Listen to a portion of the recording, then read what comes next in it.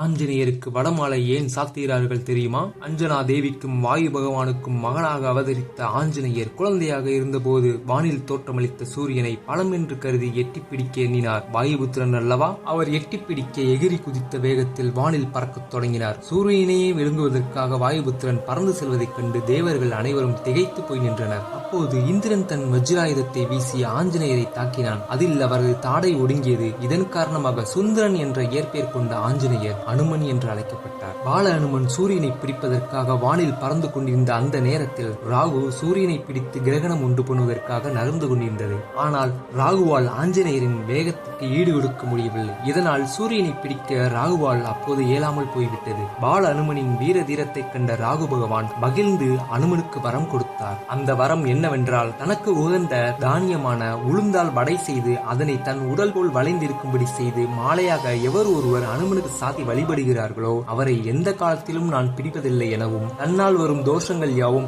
நிவர்த்தியாகிவிடும் எனவும் ராகு பகவான் அனுமனுக்கு வரம் கொடுத்து வாழ்த்தினார். அதனால்தான் உளுந்தால் வடை செய்து 54, 108 அல்லது 1008 என்ற எண்ணிக்கையில் மாலையாக கோர்த்து ஆஞ்சநேயருக்கு செலுத்துகிறார்கள். நீங்க ஆஞ்சநேயர் பக்தரா இருந்தா ஒரு லைக் போட்டு சப்ஸ்கிரைப் பண்ணுங்க. தேங்க்யூ.